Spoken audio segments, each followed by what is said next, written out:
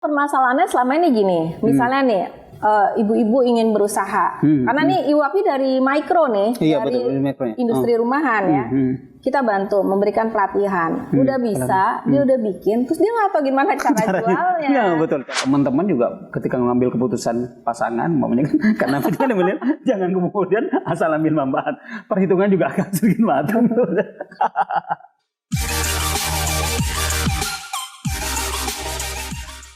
Oke, assalamualaikum warahmatullahi wabarakatuh, teman-teman semua. Pada video kali ini saya melakukan sesuatu yang baru di podcast saya, yaitu biasanya saya itu melakukan tag di studio saya. Hari ini biar kemudian teman-teman tidak boring, biar ada suasana baru, maka saya yang mencoba untuk datang ke narasumber kita.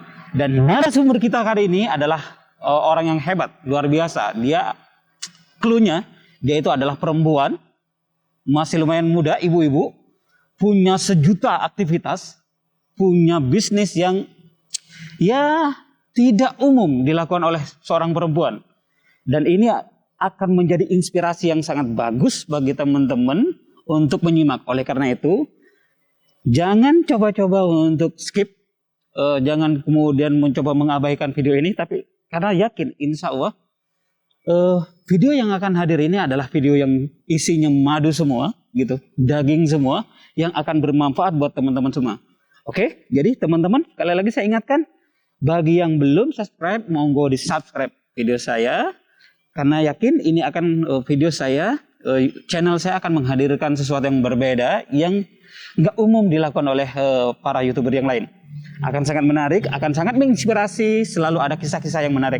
Dan hari ini, yaitu cluenya, perempuan hebat, punya sejuta aktivitas, gitu ya, jiwa sosialnya tinggi, dan bisnisnya itu tidak umum dilakukan oleh seorang perempuan, luar biasa. Oleh karena itu, simak, simak kisahnya nanti kebetulan saya sudah hadir di rumah beliau, dan monggo ikutin saya berikutnya.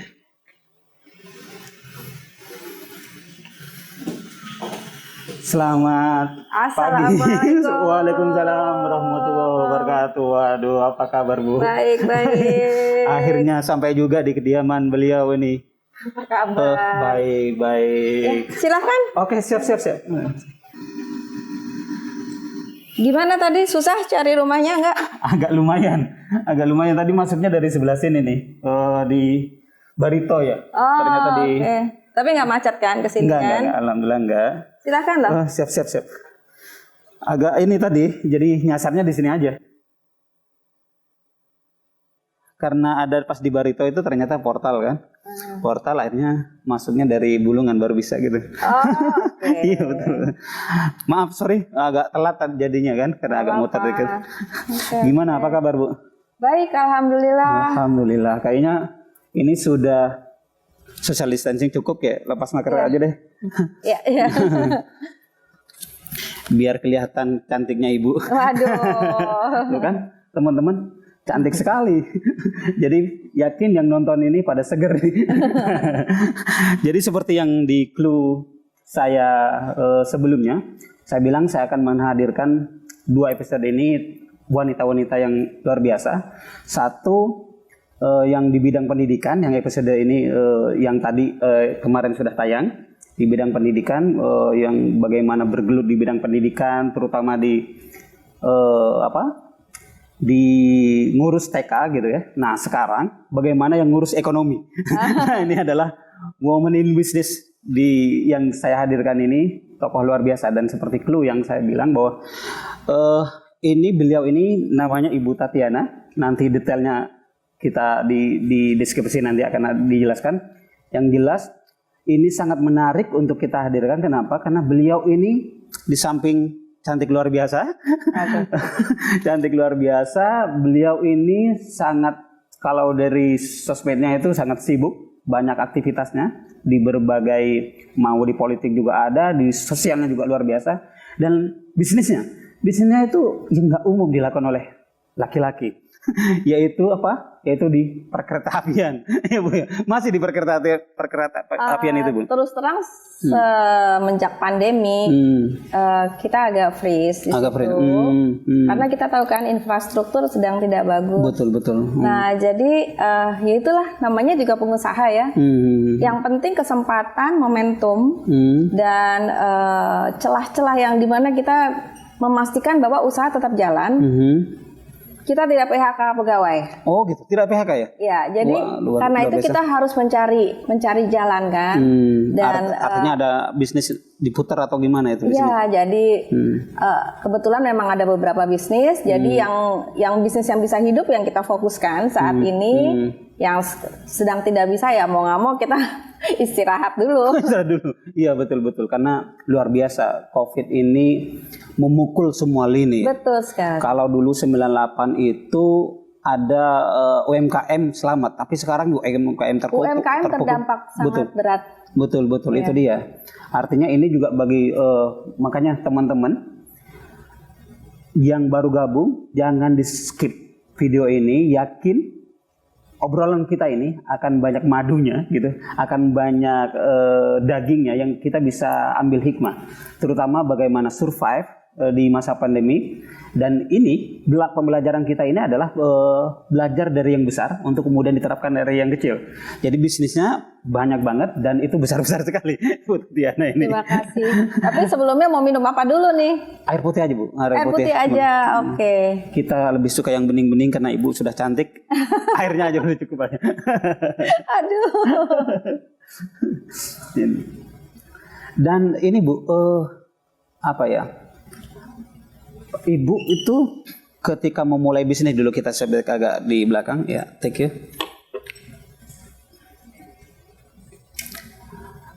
Ketika memulai bisnis itu dulu bisnis apa yang pertama kali dirintis oleh Bu Tatiana? Dulu saya sebenarnya bekerja sebagai profesional. Jadi setelah melalui beberapa tempat bekerja, kemudian karena harus membesarkan anak, sempat vakum, ya kan, fokus mendidik anak. Kemudian, nah saat itulah begitu anak mulai besar, saya rasanya biasa aktif, jadi kehilangan gitu, ingin aktif lagi.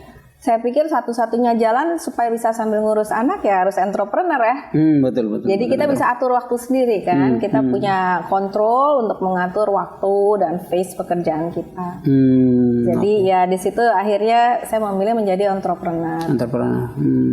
Tentu jadi entrepreneur itu nggak sekonyong-konyong tiba-tiba langsung boom jadi, gitu, langsung hebat, jadi betul. Kan? Sudah melalui jatuh bangun, coba sana, coba sini. Akhirnya memang ada beberapa bidang yang kita anggap bisa bagus lah ya, bisa survive.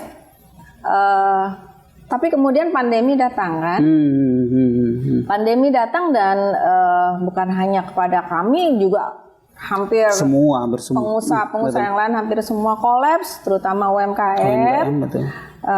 Kemudian akhirnya kebetulan saya juga di organisasi nih yang mengurus banyak perempuan pengusaha UMKM. Oh yang IWAPI ya? IWAPI selain di Kadin.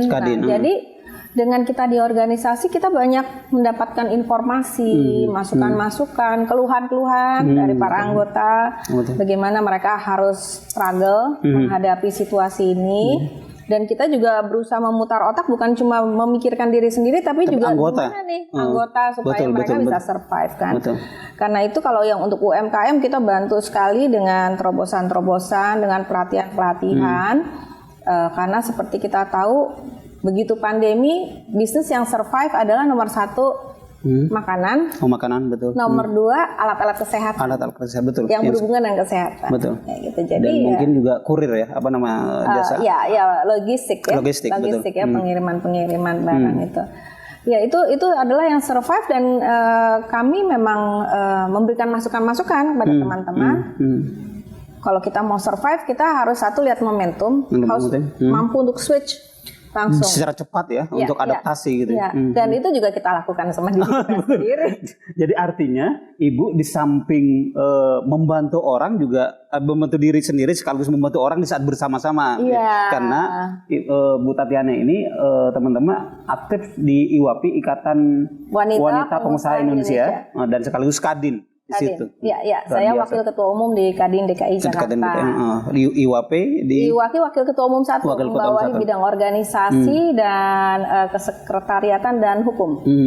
Artinya di situ semua orang yang terdampak di pengusaha itu bersama-sama untuk bagaimana survive.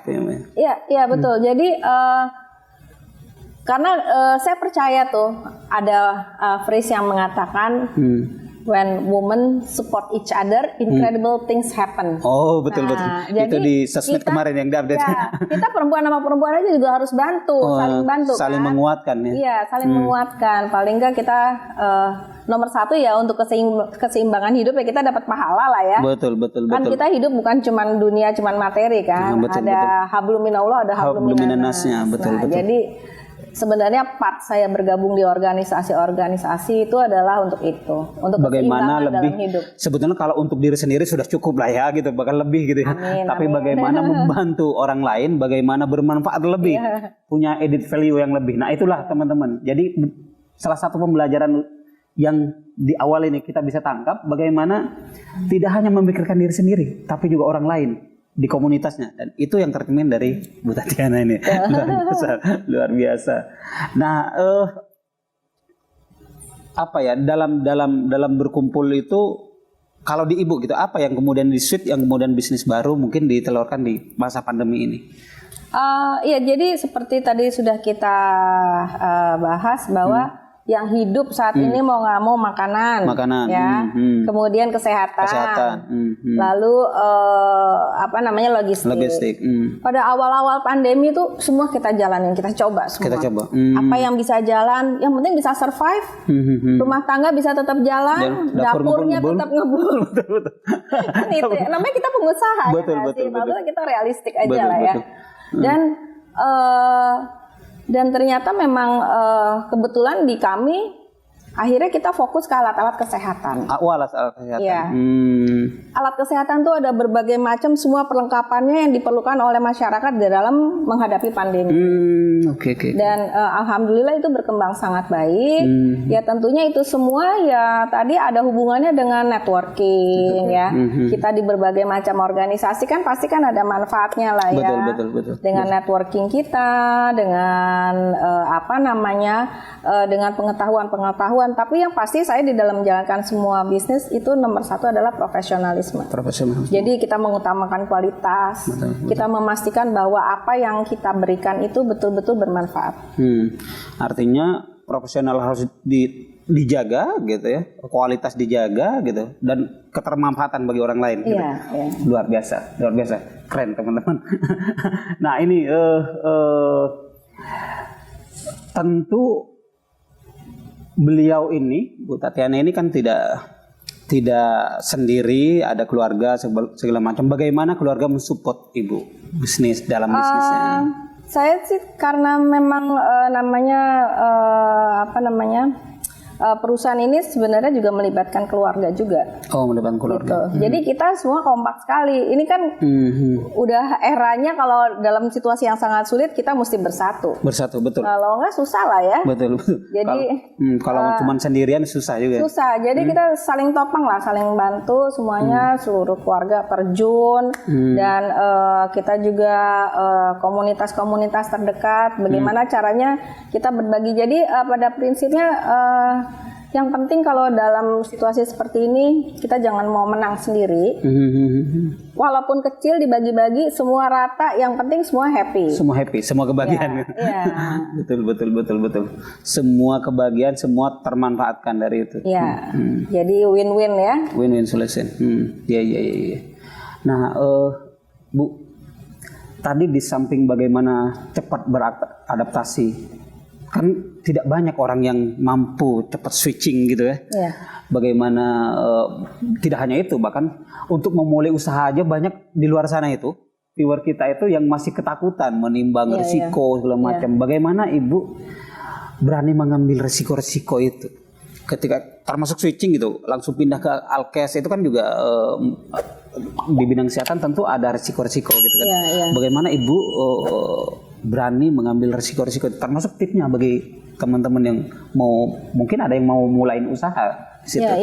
Terus terang walaupun kita harus ambil aksi cepat, tapi yang namanya research harus tetap kita lakukan. Artinya kita mencari tahu, menggali informasi yang ada, baik secara online, offline semua kita lakukan. Tidak gerasa gerusu kemudian ambil. Tidak gerasa gerusu.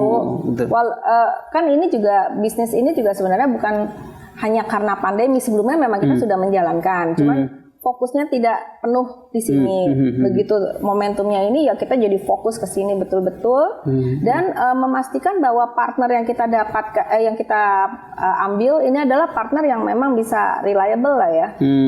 Memang partner yang tepat, yang kompetennya cukup, kompetensinya ada. Gitu. Jadi kita juga nggak bisa coba-coba yang nggak jelas gitu, apalagi ini kesehatan. Harus rasional kalkulatif ya, betul-betul dihitung juga gitu. Walaupun cepat switching, tapi perhitungannya juga matang gitu kan. Kita ambil brand-brand yang udah jelas pasti, mempunyai izin-izin yang jelas. Yang jelas, betul. Karena sekarang karena banyak juga yang mengambil manfaat, juga banyak yang nggak jelas juga kan gitu kan. Izinnya nggak jelas segala macam banyak juga gitu.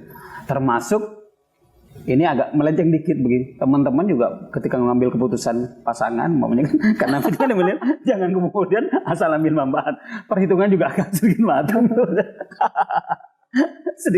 sedikit inilah, karena teman-teman juga ada yang mungkin mau mulai bisnis ya, pasangan juga masih nggak jelas gitu kan. Tapi kembali ke topik kita, balik ke laptop. Jadi teman-teman semua, di samping tadi di bisnis, Bu Tatiana ini juga aktif di sosial gitu, di sosial. Nah, di kegiatan apa saja itu Bu yang Ibu? Saya tergabung di organisasi seperti Lions Club, organisasi pengabdian. Kalau IWAPI nggak bisa dibilang organisasi sosial ya, karena dia organisasi profesi sama betul. Seperti Kadin. Walaupun ada sosialnya dikit ya? Pasti ada. Tapi khusus untuk yang organisasi sosial sebenarnya kenapa kita bergabung di situ dalam rangka sebenarnya menyeimbangkan hidup kita. Artinya kan kita hidup kan nggak selalu yang duniawi. Harus juga memikirkan gimana nih supaya itu balance ya. Supaya hidup kita juga nggak kering, ya kan? Kalau misalnya hanya mikir duniawi aja juga rasanya nggak enak lah ya. Jadi memberikan keseimbangan batin. Oke, jadi berarti harus imbang ya antara urusan mencari dunianya, termasuk bagaimana mengabdi kepada masyarakat, sosialnya juga tidak dilupakan. Ya, ada take and give kan, artinya apa yang semua kita dapat itu kan harus ada yang dikembalikan juga. Dikembalikannya tentu ke yang membutuhkan. Tapi mengembalikan itu tidak harus selalu materi, bisa juga ilmu. Betul, ya kan? Betul. Berbagi seperti sekarang ini juga bagian dari berbagi. Betul. Pengalaman. Berbagi pengalaman. Nah, betul. Yang itu tadi, yang ilmu dan pengalaman kemudian kita lakukan itu membagi di organisasi seperti IWAPI. Mengadakan pelatihan-pelatihan, sharing experience, kemudian membagi pengalaman dan membantu membukakan network, membukakan akses. Oh, itu juga dilakukan ya di membuka akses. Karena untuk apa bergabung ke suatu organisasi kalau nggak ada manfaatnya kan gitu kan ya. Betul. Jadi untuk anggota-anggota kami di seluruh Indonesia, kita bantu untuk membuka akses misalnya ke permodalan, lalu akses ke teknologi, akses ke pasar. Oke, keren. Karena itu biasanya terutama UMKM ada problem di situ ya. Betul. Akses ke perbankan, akses teknologi, banyak yang masih gagap gitu kan. Dan yang lain-lain itu berarti dilakukan di Jadi kan permasalahannya selama ini gini, misalnya nih ibu-ibu ingin berusaha. Karena nih IWAPI dari mikro nih, dari industri rumahan ya. kita bantu memberikan pelatihan. Udah bisa, dia udah bikin, terus dia nggak tahu gimana cara jualnya. Nah, betul, cara jual, Ya kan? akses pasarnya gitu ya. Ini sebenarnya blessing in disguise dengan adanya pandemi, tapi teknologi kita udah bagus sekarang. Jadi kita latih supaya mereka melakukan digital marketing.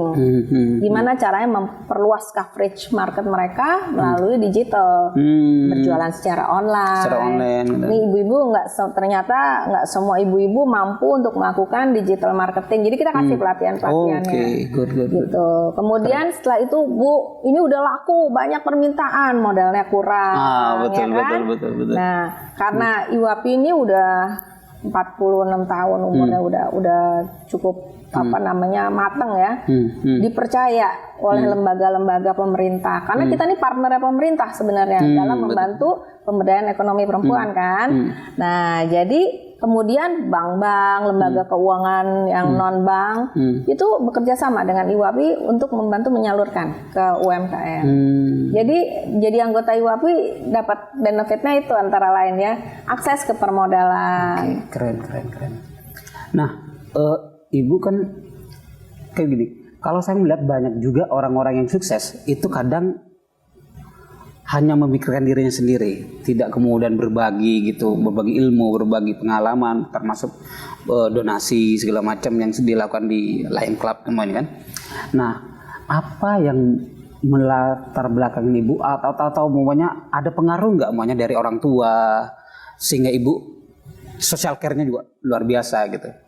Iya, kebetulan almarhum ayah saya tuh memang orang yang senang berorganisasi dan mempunyai silaturahmi yang sangat kuat dengan masyarakat di sekitar, sehingga itu memberi contoh pada anak-anaknya kan, panutan lah ya, seperti itu. Tetapi memang pada dasarnya setelah saya pelajari, orang-orang yang hanya memikirkan diri sendiri itu biasanya hanya melihat jangka pendek. Padahal membuka network yang bagus itu adalah sebenarnya nanti akan membantu kita di jangka panjang. Betul. Membuka network itu kan artinya kita menjalin silaturahmi, saling membagi, berbagi ya. Karena kalau kita nggak pernah berbagi, orang juga pasti kan akan ingat, dia tuh cuma pikirin dirinya sendiri aja. Betul.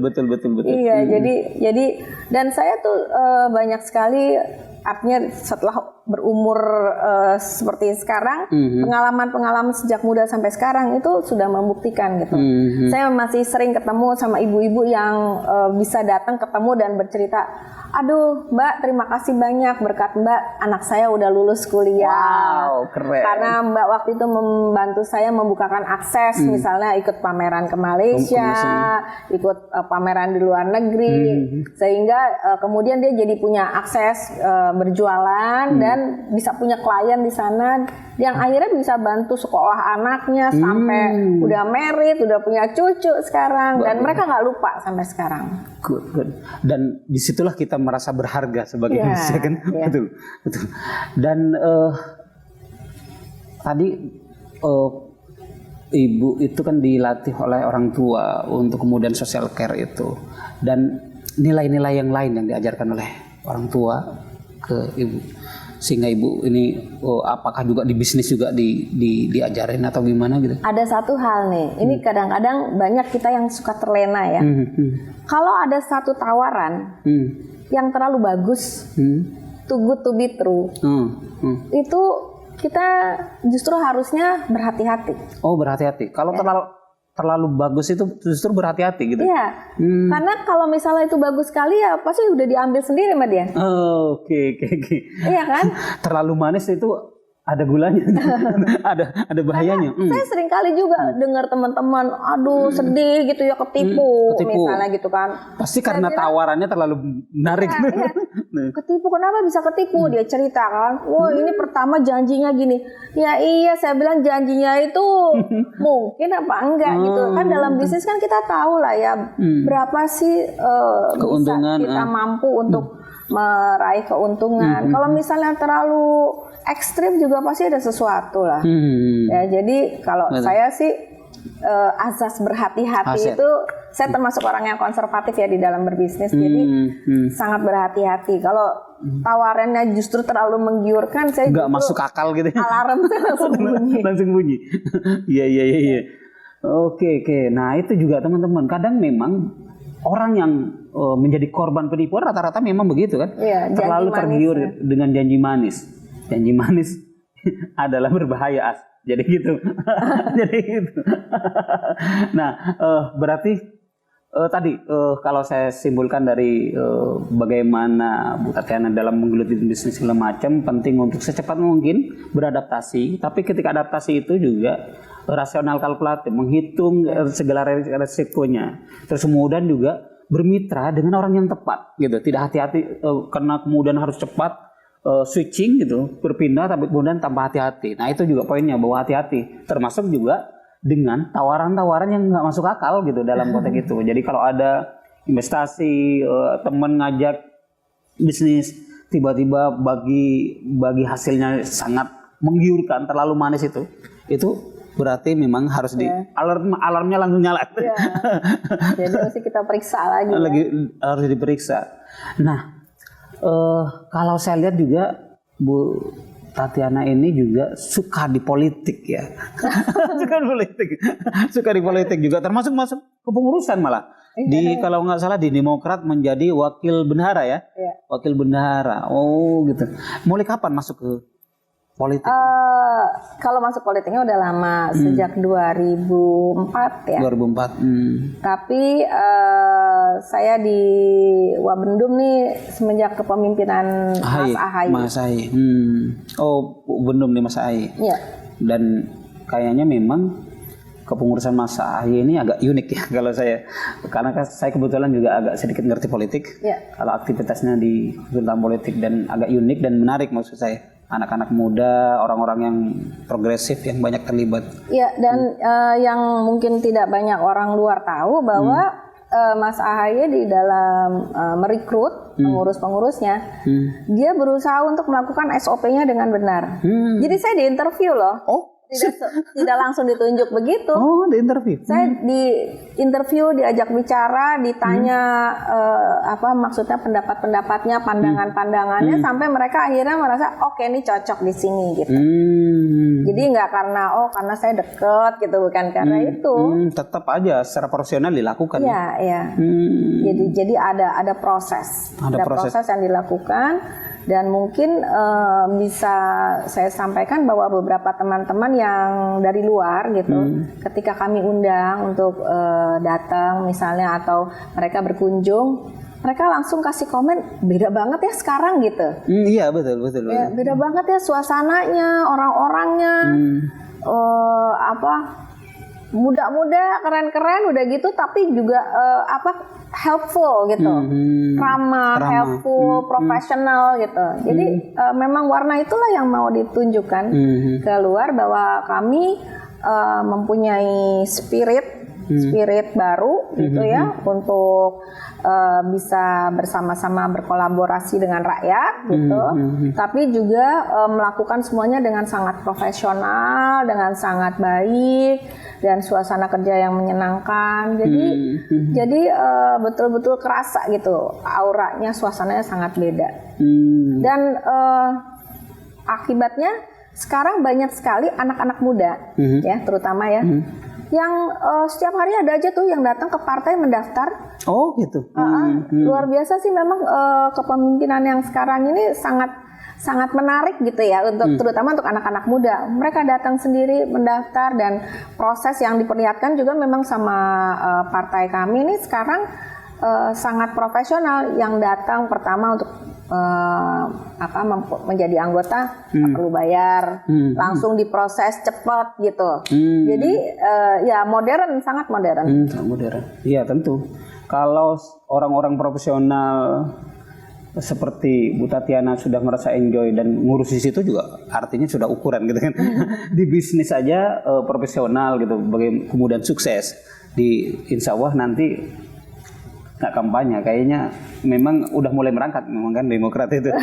naik itu rankingnya naik karena disupport oleh orang-orang hebat sepertinya Bu Tatiana. Nah, kalau mimpi pertama di bisnis dan politik lah gitu.